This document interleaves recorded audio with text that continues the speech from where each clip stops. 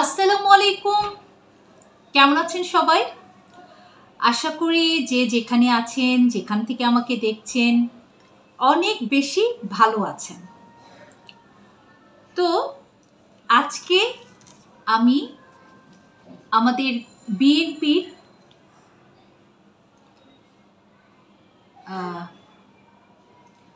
তারেক রহমান স্যারকে নিয়ে কিছু কথা বলবো। আপনারা হেডিংয়ে অলরেডি বুঝে গেছেন আমি কি বিষয়ে কথা বলতে চাচ্ছি। তো ঠিক আছে, শুরু করা যাক। তার আগে একটু বলে নিই, আজকে আমার শরীরটা খুব একটা ভালো না, এই আর কি।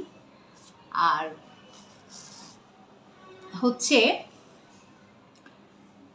আমি আপনাদেরকে রান্নাবান্নার ভিডিও দেই মাঝে মাঝে, বাট শরীর ভালো না থাকায় রান্নাবান্নাও করতে পারছি না, রান্নার ভিডিও দিতে পারছি না। আপাতত কথা বলছি। আজকে বললাম না, আজকে শরীরটা আসলে একেবারেই ভালো না।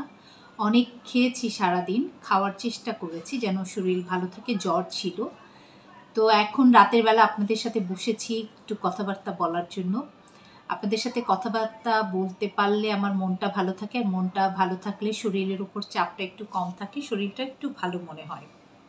ঠিক আছে? তো ঠিক আছে, আমি শুরু করছি তাহলে। আপনারা জানেন বিএনপির ভারপ্রাপ্ত চেয়ারম্যান তারেক রহমান 16 বছর লন্ডনে নির্বাসিত জীবনযাপন করছেন। উনি গিয়েছেন হচ্ছে 2008 সালে, মানে 2008 সালের এই মাসে উনি গিয়েছেন, লন্ডনে চলে গিয়েছিলেন এবং সেখানেই তিনি এই 16 বছর ধরে জীবনযাপন করছেন এবং এখন পর্যন্ত তিনি লন্ডনেই অবস্থান করছেন। 2008 সালের 11 সেপ্টেম্বর তিনি দেশ ছেড়ে লন্ডনে চলে যান এবং সেখানেই উনি নির্বাসিত জীবনযাপন করে চলেছেন।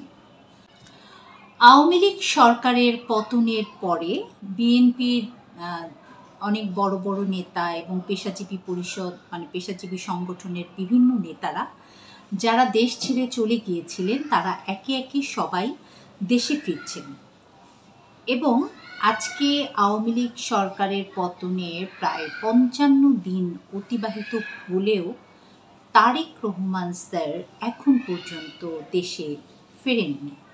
এরই মধ্যে গত 27 সেপ্টেম্বর বিএনপির মহাসচিব মির্জা ফখরুল ইসলাম আলমগীর এর মধ্যে উনি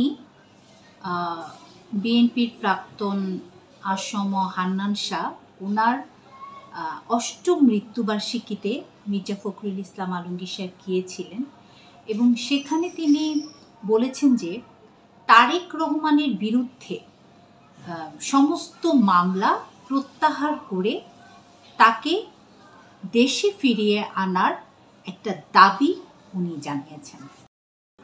এবং আমি যতদূর দেখেছি যে বিএনপির অনেক বড় বড় নেতা যারা ছিলেন অনেকেই পরপর জেল থেকে বেরিয়ে গেছেন এবং মামলা থেকে অব্যাহতি পেয়েছেন, কিন্তু তারেক রহমান উনি কেন এখনো মামলা থেকে অব্যাহতি পাননি, এই বিষয়গুলো এখনো প্রশ্নবিদ্ধ। মির্জা ফখরুল ইসলাম স্যার বলেন যে তারেক রহমানের বিরুদ্ধে যত মামলা রয়েছে সেই মামলাগুলো প্রত্যাহার করে দেশে ফিরিয়ে আনার জোর দাবি জানাচ্ছি সরকারের প্রতি। মির্জা ফখরুল ইসলাম সাহেব এই কথাটা বলেন। মির্জা ফখরুল ইসলাম যখন এই বক্তব্যটি দিলেন তখন তারেক রহমানের দেশে ফেরার দাবিটি আবার নতুনভাবে উপস্থাপিত হল। তারেক রহমান দেশ ছেড়ে যাওয়ার আগে এবং পরে তার বিরুদ্ধে, তখন ছিল সেনা সমর্থিত সরকার, সেই সরকার তার বিরুদ্ধে একের পর এক অনেক মামলা দেন এবং পরে আওয়ামী লীগ সরকার যখন ক্ষমতায় আসলেন এরপরেও তার নামে কয়েকটা মামলা হয়েছে এবং প্রায় 50টা মামলা তার বিরুদ্ধে দেয়া হয়েছে। এর মধ্যে 6টি মামলায় তিনি সাজাপ্রাপ্ত। এই 6টি মামলার মধ্যে 21শে আগস্ট আওয়ামী লীগের উপরে যে গ্রেনেড হামলা হয় এবং পুরো আওয়ামী পরিবারকে ধ্বংস করার চেষ্টা করা হয়, সেই মামলায় তিনি যাবজ্জীবন সাজা পেয়েছেন। একজন সাজাপ্রাপ্ত আসামি হওয়ার কারণে তখন তৎকালীন সরকার, আওয়ামী লীগ সরকার, তার বক্তব্য প্রদানের ক্ষেত্রেও যে কোনো টিভি চ্যানেলে তার বক্তব্য প্রদানের ক্ষেত্রেও নিষেধাজ্ঞা দেয়।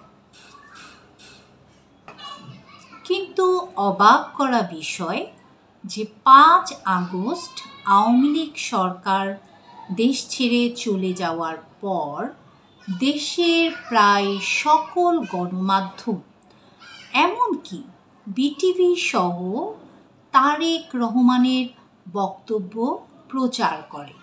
সেই সময় দলটির নেতারাও জানিয়েছিলেন যে তারেক রহমান খুব শীঘ্রই দেশে ফিরবেন। কিন্তু আজকে প্রায় 56 দিন বা 57 দিন হবে কেটে যাওয়ার পরেও দেখা যাচ্ছে যে তারেক রহমানের আইনি বাধা কাটানোর কোনো পদক্ষেপই এখন পর্যন্ত দৃশ্যমান নয়। ঠিক আছে, দেখা যাচ্ছে না, এখন পর্যন্ত দৃশ্যত নয় যে ওনার আইনি বাধা কাটানোর কোনো পদক্ষেপ রাষ্ট্রীয়ভাবে বা অন্য কোনোভাবে নেওয়া হচ্ছে। আইনি বাধা না কাটিয়ে যদি তিনি এখন এই মুহূর্তে দেশে ফেরার চিন্তা করেন, তাহলে স্বাভাবিকভাবেই যেটা হবে যে তিনি হয়তো অ্যারেস্ট হবেন এবং তাকে হয়তো জেলে যেতে হতে পারে। এখন বিএনপি বা তারেক রহমানের করণীয় কী? প্রথমত, সরকারের পক্ষ থেকে যদি পজিটিভ সিগন্যাল পাওয়া যায়, তাহলে আমি যেটা আইনের লোকজনদের কাছ থেকে শুনেছি যে ফৌজদারি কার্যবিধির 401 নম্বর ধারায় তার সাজা স্থগিতের জন্য একটা আবেদন করতে হবে। এই সাজা স্থগিতের যে ধারা, এটা ব্যবহার করে তৎকালীন আওয়ামী লীগ সরকার বিএনপি নেত্রী খালেদা জিয়া ম্যাডামকে মুক্তি দিয়েছিল। এছাড়া আরও একটা উপায় হতে পারে, সেটা হচ্ছে রাষ্ট্রপতির কাছে স্থায়ী ক্ষমা প্রদর্শন। 49 অনুচ্ছেদ অনুযায়ী রাষ্ট্রপতি যে কোনো সাজাপ্রাপ্ত আসামির স্থায়ী ক্ষমা করে দেওয়ার সুযোগ রয়েছে। এখন আপনারা খেয়াল করে দেখবেন যে এই পথে যাওয়া তারেক রহমানের জন্য ঠিক হবে কিনা। যারা আপনারা বিএনপির নেতৃবৃন্দ আছেন, আপনারা খেয়াল করে দেখবেন মির্জা ফখরুল ইসলাম আলমগীর তার বক্তব্যে একটা কথা বলেছেন যে কোনো টালবাহানা চলবে না। আমরা তারেক রহমানের বিরুদ্ধে যত মামলা আছে সেইগুলো প্রত্যাহারের জোর দাবি জানাচ্ছি সরকারের কাছে। অর্থাৎ টাল বাহানা শব্দটি তিনি ব্যবহার করেছেন। কিন্তু এর পেছনে কারণ কি? তাহলে কি সরকার বলেছিলেন যে হ্যাঁ আমরা সমস্ত মামলা প্রত্যাহার করব, আবার এখন কি বলতে পারেন যে না আমরা কোনো মামলা প্রত্যাহার করব না? হয়তো এই দ্বিধাদ্বন্দ্বের কারণেই উনি হয়তো এই ধরনের চিন্তাভাবনা থেকেই উনি বলেছেন যে কোনো টালবাহানা চলবে না, এবং উনি আরও দ্রুত নির্বাচনের দাবি জানিয়েছেন।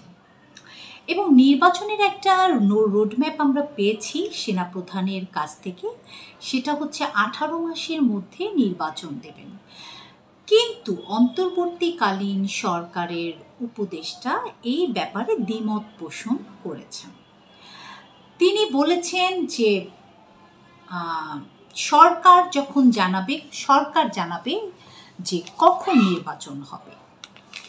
কিন্তু বিএনপির ক্ষেত্রে দেখা যাচ্ছে, মনে হচ্ছে ওনাদের কথাবার্তায়, যে বিএনপির কাছে 18 মাসের নির্বাচন বা আমাদের 18 মাসের নির্বাচন যেটা আমাদের সেনাপ্রধান বলেছেন, অথবা আমাদের অন্তর্বর্তীকালীন সরকার যেটা বলেছেন, যে সমস্ত সংস্কার কাজ হয়ে গেলে যখন আমরা মনে করব যে এখন নির্বাচন দেওয়ার সময়, এরকমই একটু বলেছেন। ওনারা আলোচনা করছেন, বাট এখনও আলোচনায় কোনো সিদ্ধান্ত গ্রহণ হয়নি।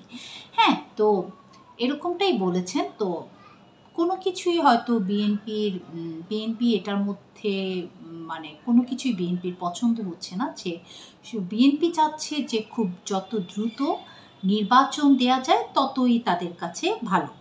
তারা এটা দেশের জন্য ভালো মনে করছেন বিএনপি।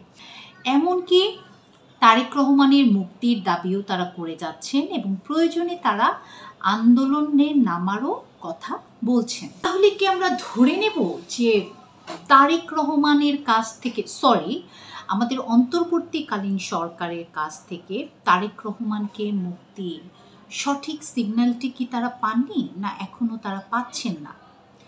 তার জন্যই কি তারা বিএনপি আপনার একটা টানাপোড়েনের মধ্যে আছেন?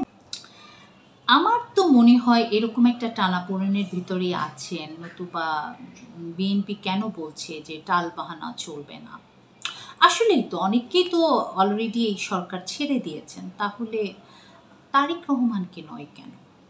দ্রুত নির্বাচন করতে হবে, প্রয়োজনে আন্দোলন করব, তাহলে এসব কথা কেন আসছে? তবে এখন যেটা বোঝা যাচ্ছে, যে এখন থেকে 3 দিন পরে বা 5 দিন পরে কি ঘটবে, সরকারের সাথে বিএনপির সম্পর্কটা কি ঘটবে, এটা কিন্তু বলা যাচ্ছে না। 3 দিন পরে বা 5 দিন পরে বা 1 সপ্তাহ পরে হয়তো সরকারের সিদ্ধান্ত পরিবর্তনও হতে পারে।